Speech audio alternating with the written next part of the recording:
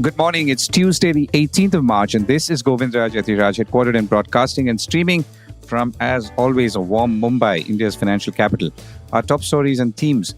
The stock market's edge up, even as prominent initial public offers that entered the market recently get hammered. Donald Trump has wiped out an entire India's market capitalization on Wall Street at close to $5 trillion. Why it makes sense to buy gold in India and not Dubai. Building resilience in climate change, in telecom infrastructure, lessons for other industries as well. And computer programming jobs are disappearing at a dramatic rate in the United States.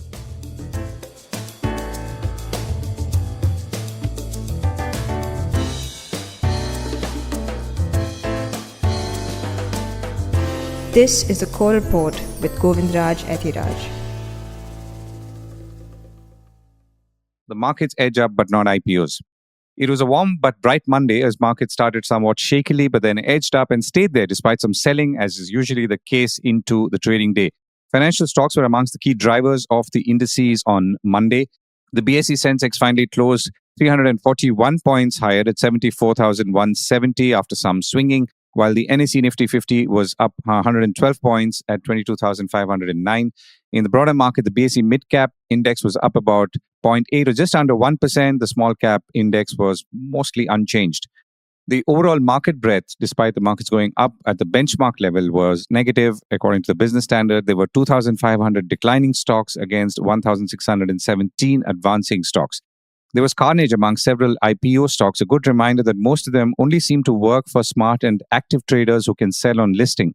The Business Standard once again pointed out that many recent IPOs tanked up to 15% or hit new lows just on Monday. The names included prominent ones thanks to all the money spent on hype and marketing, so you know which ones. Many, of course, were never profitable to start with. So maybe in the next round, investors will be or could be more cautious with where they put their money when it comes to IPOs or how they select them.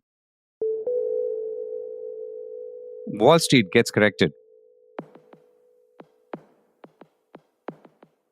Wall Street has seen a $5 trillion correction, more than the entire value of the Indian stock market, which of course has declined in recent months. This is also the worst period since 2009, when Barack Obama took office amidst the worst economic crisis since the Great Depression, according to author and speaker Scott Galloway.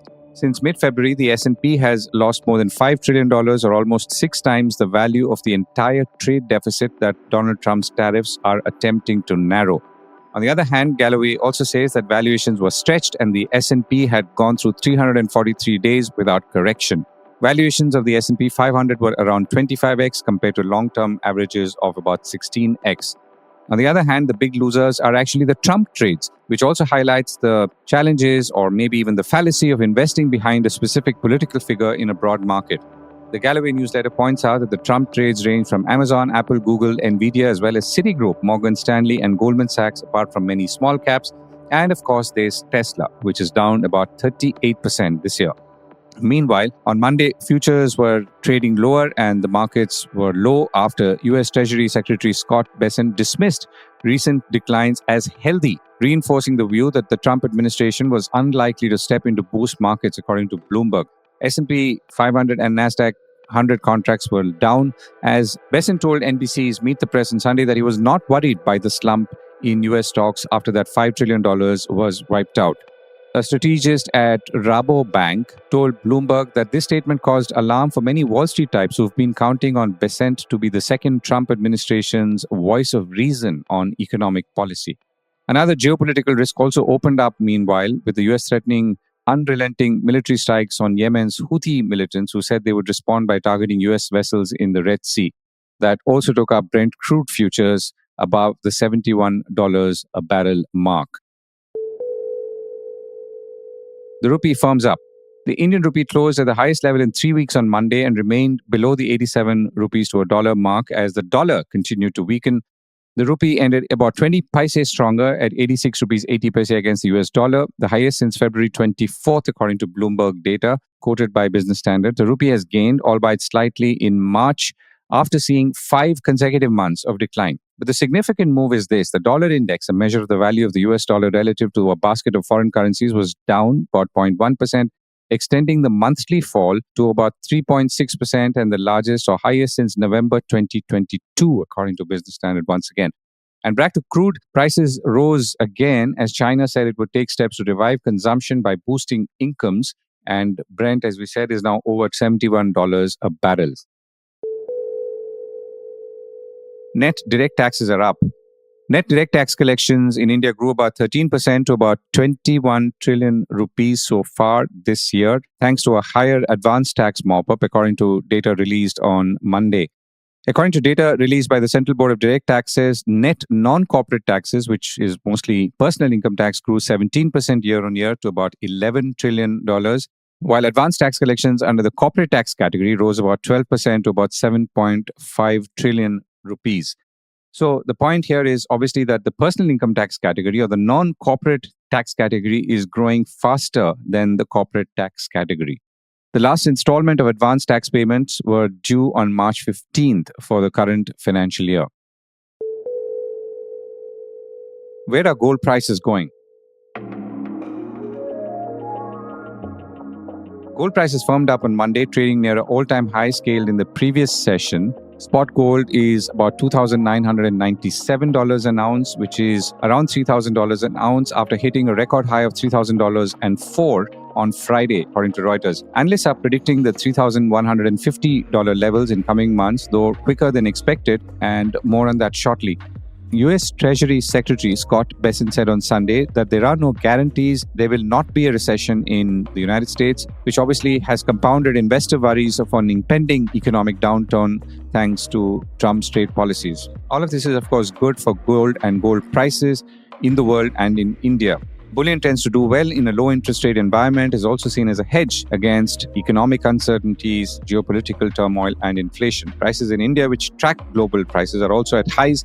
The gold market overall has been quite active, including facing some challenges of physical gold shipped to the United States, with traders there trying to beat possible tariffs on imports there. Gold is a physical market, as we will be reminded shortly. On the other hand, prices in India are quite reasonable and competitive in case you were thinking of buying versus buying outside India. I spoke with Surendra Mehta, National Secretary of the Indian Bullion and Jewelers Association, which was set up in 1919, which also publishes the benchmark gold price rates in the country. And I began by asking him to walk us through the reasons why prices were ruling so high.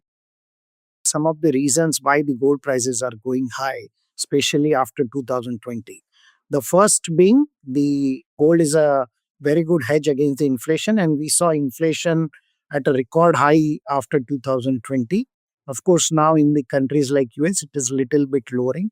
The second big reason was geopolitical tension. We have seen Israel, Hamas, we have seen Russia, Ukraine. That is the second reason.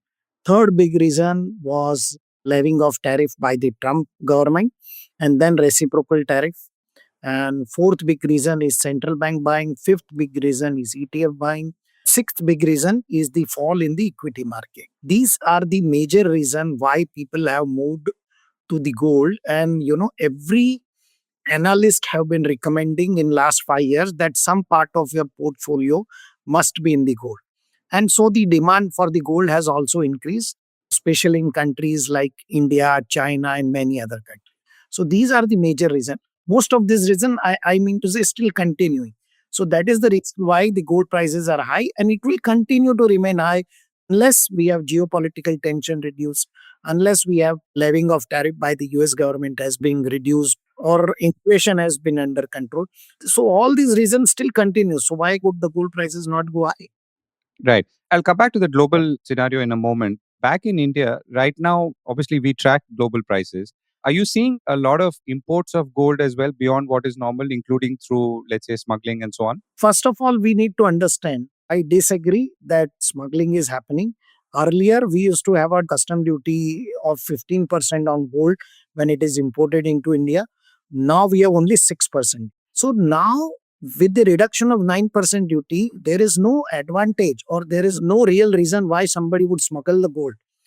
In fact, what is happening is most of the people who are traveling to Dubai are buying gold on the pretext that Dubai has a better quality of gold. For they forget that India only export gold to the Dubai, because most of the Indian buy the same gold which India has exported. Now the duty in India is 6%. There is a 3% GST. So there is a overall 9% impact on the gold purchase. While when you buy from Dubai, you pay 5% VAT. So overall, there is only 4% benefit. And for 4% benefit, if somebody is trying to smuggle, then I think there are hawala cost also he needs to take into consideration. So there is no big advantage except that few buyers from Dubai, I would say travelers who are going to Dubai are bringing gold back to our country. Right. And when you said that we are exporting gold to Dubai, are you talking about, is this in the form of jewelry or bullion, or In form of the jewelry. We import bullion and we export jewelry. and is this a large amount? I mean, compared to, let's say, previous years? Yeah, because we have an UAE SEPA agreement by virtue of which the duty on gold is 1% less if the gold is imported under the UAE SEPA agreement, which is in form of bullion. And when we export to the Dubai, they get a 5% VAT advantage provided it is exported out of their country. But if you buy from the Dubai itself, then you have to pay 5% VAT. So where is the advantage in smuggling the gold? And amongst other countries or all countries that India could potentially import gold from, and I'm talking about retail, would Dubai be the cheapest, or at least that's the belief? Dubai is the cheapest because there is an UAE SEPA agreement by virtue of which you pay 1% less duty. So naturally, Dubai is the cheapest. Okay, so let me come back to the global market. So we've also been reading reports in the last couple of months about shortage of physical gold, the logistical challenges of shipping gold to New York, because obviously I think people were trying to anticipate higher tariffs on imported gold. It seems to have been causing pressure on gold stored in the UK, Australia, and so on. How is if at all, affecting us? Those were all the rumors. First of all, nobody understood how logistically the gold needs to be moved from UK vault to the COMEX vault in US. People do not understand that there is something called allocated gold and there is something called unallocated gold. Also, the gold bars in UK cannot be moved to the COMEX because both have a different denomination. The most of the bars in UK are 12.5 kg bars and most of the bars in COMEX are 1 kg bars. So first they need to be moved to Swiss refinery. From there they were recasted into 1 kg bar and this was only a logistic challenges. So it naturally takes time. Imagine about 650 tons of gold moved out of London vault to the COMEX vault. It is going to take a lot of time. It is not by virtue of click of a button. You need to move the physical quantity. Like in India, if in MCX there is a delivery of 1 ton of gold, which has never happened. And if such a huge delivery comes, probably they have to work overnight or maybe 2 days overnight. Then only they can actually deliver those kind of gold. So this was 650 tons, and you are moving out of one country, taking it to Switzerland or taking it to some other refinery for recasting, and then it is going to COMEX what. So this was a very big task, and so all these were rumors. Now everything has been moved, and that is why the lease rate also has gone down now, because earlier we have seen the difference between spot price and future price was almost $60. Now it is only 10 to $12. So, two questions, one linked to the previous one. Is there any impact of all of this on India? And secondly, obviously, when prices are high in India, demand tends to slow down. So, how are you seeing that right now? See, whenever the prices will go higher, the demand would definitely go lower. And most of the analysts are predicting that gold can go up to, say, $3,150 or $3,200. Now, for an investor, why he would take a risk if he's only expecting 5% higher prices from here? So probably investor is not going to invest at this price because in the last 5% zone, it is a very high risk zone.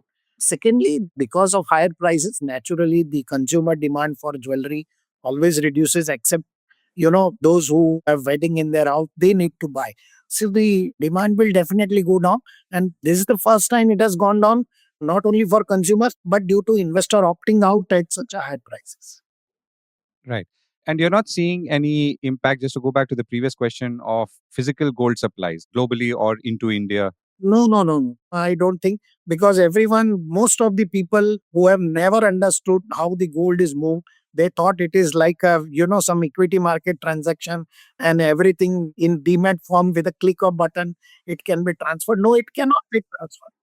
This is a physical commodity. How will you transfer 650 or 700 tons of gold? So there are logistic challenges, naturally.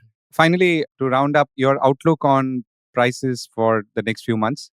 I personally feel that we are still looking at $3,150 in international market. That would be my first target, and probably how we reach out to $3,150. If $3,150 comes in the next 1 month or 2 months, then probably my target would become higher. But I have my initial target of only 3,150. There I see a lot of resistance. But if you ask me my lower target in 2025, my lower target in 2025 is as low as 2,100 to $200. Oh, that's quite a swing. Right. Mr. Mehta, thank you so much for joining me. Thank you. Computer jobs are gone. More than a quarter of all computer programming jobs have vanished in the past 2 years in the United States, the worst downturn the industry has ever seen, according to a report in the Washington Post. Things are sufficiently abysmal that computer programming ranks amongst 10 hardest hit occupations of 420 plus jobs, for which the Washington Post acquired data from the US Bureau of Labor Statistics. It says that learning to code was supposed to save millions of would have been liberal arts majors, but today there are fewer programmers in the United States than at any point since 1980, and that's a 45-year period in which America's total workforce has grown by about 75%. This is obviously something that Indian policymakers have to watch out for, given that artificial intelligence is slowly taking over, particularly low-end coding across India, and something that we've been now seeing Indian tech companies talk about quite frequently. Preparing for disaster. Even as we speak of satellite-based internet, remember voice and data transmission both depend on telecom towers across India, of which there could be close to about 750,000 of them. The effective functioning of these we take for granted, but it is critical, or rather, their effective functioning is critical to the well-being of the people and the economy, particularly at a time of natural disasters. As a background, according to the United Nations Inform Risk 1 Index, India is ranked 35th out of 191 countries in 2024-25. So, in India, over 58% of the land is vulnerable to earthquakes, 12% to floods, 15% to landslides, and more than 10% to forest fires. Of India's 7,500 kilometers of coastlines, almost 5,700 kilometers is at risk from cyclones and tsunamis, and telecommunication infrastructure, which is obviously spread throughout the country, is susceptible to these hazards. The government-supported Global Coalition of Disaster Resilient Infrastructure, or CDRI, recently put out a report on telecom towers, which mapped towers across different parts of India, including Assam, Gujarat, Tamil Nadu, and Uttarakhand, and looked at the potential impact of disasters ranging from cyclones, floods, earthquakes, and landslides, among others. So the interesting point is that telecom infrastructure is mostly controlled by the private sector, but has to work seamlessly with government or disaster management authorities to ensure proper response and recovery. The understanding and response to a specific area like telecom infrastructure is also useful to understand and illustrate the larger and potential impact of natural disasters, including those brought about by climate change, and what countries like India and the public and private sectors within them could be doing to prepare for them. I spoke to Amit, Prothi, the Director General of the CDRI, and I began by asking him how he was seeing the public and private sectors navigate this new world together. Thanks, Govind. I think this is an incredibly important topic. You highlighted your own experience. Let me highlight mine. I happened to be in the Kathmandu earthquake. If you remember 2015, Nepal had a massive earthquake, and I actually was in Kathmandu that day. And as the earthquake hit, and that earthquake lasted for about close to a minute, as it hit, I just had the foresight of sending a text message to my wife saying, she was in Vietnam, and I just sent a message saying, there's an earthquake in Kathmandu and I'm okay.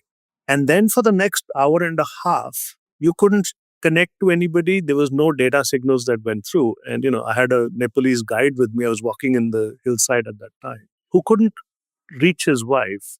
And after about an hour and a half, he finally got through and found that his family is okay. And this Gorkha man, this strong Gorkha man, suddenly sat down on the ground and started bawling. That has always stayed with me because I think it is really important to recognize how important telecommunication is for us, on not only on a day-to-day basis, but actually during an event such as an earthquake or cyclone, etc. Connectivity is absolutely crucial. Now, the question that you've raised, it's how do we as CDRI look at this critical infrastructure from a point of view of saying This is a privatized industry. There are private players here. What is the role of the government and the private sector in trying to ensure that disruption to services is minimized when there is a hazard? Communication continues to function. That's the intention. So the study, we actually worked very closely with DOT, and we started to unpackage how do you even decipher what is the risk. Some of it could actually be just maintenance related. When you talk about risk of floods, for example, sometimes you're dependent on these towers that provide telecommunication service require power. These, the telecommunication, and sometimes you may not have enough fuel to actually support these towers. And hence, the problem is not that the tower actually is not working. The problem becomes you may not have power to the telecom tower to provide the service. So, we started to unpackage all of these kinds of issues to say some of these could be just ensure enough fuel exists or enough power backup exists or ensure that your power systems are actually above a flood line. So there's some certain basic things you can do. Some things are more long term. For example, wind speeds are changing because of climatic conditions. And understanding how future wind speeds can affect the towers that you're building as you speak could be another way of saying, okay, let's ensure that these towers don't get damaged because of future cyclonic wind. So what we've been able to do in this study is, we've described it as first mile, second mile, third mile. The whole the system, the telecommunication infrastructure system, broken it down into components to say where is the risk and how can you start to address that through government policy, but also through incentives potentially that need to be developed for the private sector to address this, because private sector is a very competitive space. And how do you incentivize them to pay more attention to making sure that their systems function during an event? So I was looking at the numbers. So you've chosen 5 states for your study: Assam, Orissa, Tamil Nadu, Gujarat, and Uttarakhand. And Tamil Nadu and Gujarat have more than or close to between 45,000 to 48,000 towers each state. I'm assuming be amongst the larger ones. And a state like Uttarakhand has 9,756, but it's obviously spread out because it's a hilly state. What are the other kind of findings in this? I mean, given the sort of geographic disparity or the diversity rather, as well as the climatic diversity in the way these places are located and these towers are installed. So the reason we chose these 5 states are because the geographies are very different. We at CDRI are trying to come up with methodologies that are replicable.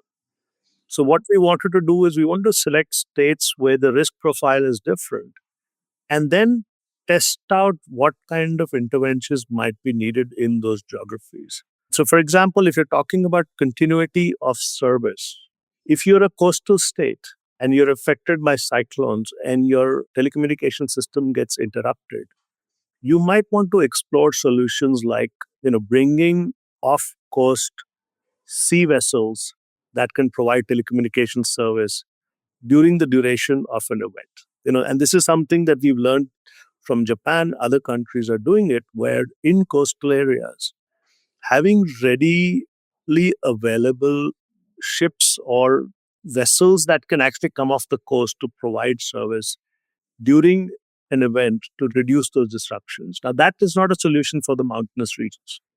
So for mountainous regions, there are other kinds of solutions one can think about. This could be balloons. This could be other ways of drone technology, for example. So what the focus on these different geographies has allowed us to do is, again, unpackage how risk translates in these different geographies, and then ensuring how are your solutions going to be different. Now, there are other factors that come in as well. I mean, the continuity of service is just about the event. But if you're thinking from a longer term perspective, we've got a lot of cables that are connecting to our coastal regions. The underground cables are what are connecting the world today and providing all of us the digital access that we're all dependent upon. Now, underground cables are susceptible to volcanic activity, earthquake activity, including, the platforms that they come and access on the coastal areas are the flood risk, cyclonic risk.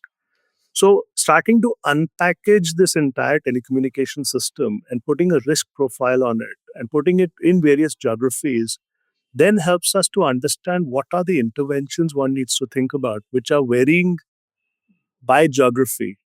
And what we've tried to do here is come up with a methodology that can then be replicated in other parts of the world. I mean, that's really what our intention is. As CDRI, we are a technical assistance, capacity building focused organization. So we're saying this methodology of looking at different geographies. So Assam flood is a big problem. Uttarakhand, it's got landslides and earthquakes. Tamil Nadu, it's about the cable connectivity, the coastal cyclonic activity. And because the infrastructure is different in these locations. So thinking about, for example, your fiber optic cables, that's so crucial. You and I are talking because we are linked through technology, through fiber cables. They're affected differently in different geographies. And what do you do to address them? In some cases, it's easier to underground it. In other cases, it's not. So starting to make better choices by understanding the risk profile in different geographies is how we approach this. I mean, you are a government organization. Government supported international organization. Your word obviously would translate into some action on the part of, in this case, private sector, who has to have some and therefore demonstrate that it is doing something along these lines. So, for example, if you say, if it's a coastal city, then, what is my backup plan? Obviously, I'm not going to buy ships, but can I lease them and as and I want them? Maybe in flooded hit areas, it's about how you get things there rather than anything else. So, what's your sense of how people are responding to this or will respond to this in terms of investing in those in all these backup themes? To be very fair, the study was done in close coordination with the Department of Telecommunication, DOT. We were working more from the government perspective to say, what is it that they need to do to ensure service continuity? So when I'm talking about, ships or vessels off the coast, that may be something that the government sector may actually have ready. So it is not something that's dependent necessarily on the private sector to provide, because that is a short gap measure during the duration of an event, or 24 hours or 48 hours. So the government can actually do a few things that the private sector may not need to do. Now, where the private sector becomes important is, and this is already happening in India, there are service agreements in some parts where if tomorrow there's an earthquake and your device is connected to Airtel, there are shared arrangements where Airtel and Vodafone and others might allow you to use that network for a certain duration without you having to pay for it. It's already covered as part of that. Is where the private sector has already entered the space and said, okay, during an event or during a disaster situation, we will share our resources because not everybody's towers may or may not be standing, right? So some of those things are happening already in the private sector side. But there's a lot of work here that is still needed because this is a technology that's changing on a daily basis. The private sector is building infrastructure quite quickly. I think my hope is that a study like this also helps them see that can they do something from slightly from a more innovative perspective, particularly in high risk prone areas, if the data and understanding exist. So I think this is where the capacity building aspect becomes important. The linesmen who are end of the line fixing your telecommunication system, if they're aware that certain towers are maybe more susceptible to others and certain things need more attention to others, those small differences can actually also help become more resilient in the long term. Amit, last question. So, as you worked on telecom towers, not something that one would think of unless it hits you, what are the lessons from here that can be extended to or applied to other parts of disaster prone areas or sectors or themes? I think one which is very clear is that our systems are interconnected. So I'm talking about resilience of telecommunications, but I actually have to think about resilience of the power sector because telecom depends heavily on power. I may be talking about resilience of water systems, but again, power is critical because your pumps, for example, require power. Now, when I look at the power system, and we did a study of about a year and a half ago, where we looked at the coastline of Odisha. If you remember, we probably had a chat on this, where the wind speeds are changing along the coastline, and we looked at how the risk to the power sector and what could be done about it. So, as CDRI, what we're trying to do is while we're looking at these individual sectors, telecom, even transportation, power, etc., trying to also see the linkages between them. So this is, you look at an airport, for example. An airport is a system that is reliant on other systems around it. So if an airport gets flooded and you address the flood in the airport, but the system around the airport is not Your pilots need to come to the airport. Your food needs to come to the airport. Your passengers need to come to the airport. Even if you're thinking about resilience of an airport system and you address that, if you've not addressed the system around it, the functioning of that airport doesn't continue, right? So we're trying to actually get more and more deeper into these issues of individual infrastructure sectors, but then the linkages and the systems that these are linked to, so that that system starts to become more resilient. I know it sounds a little bit, because you deal a lot with the automobile sector, for example, right?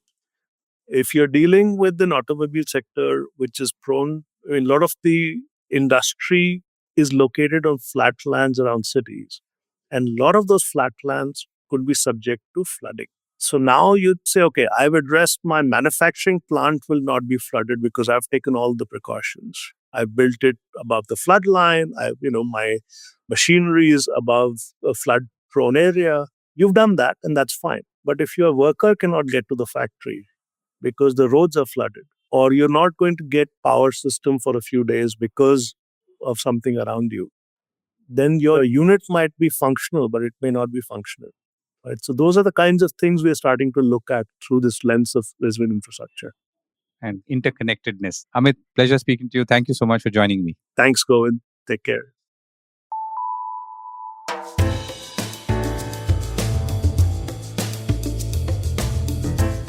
That was the Core Report with me, Govindraj Ethiraj. Do stay connected with more of our coverage at the Core. You can check out our website or sign up to our newsletter for our exclusive stories, one in-depth feature a day on www.thecore.in. Do also track us on LinkedIn, where we usually post synopses or extracts of our top stories and interviews.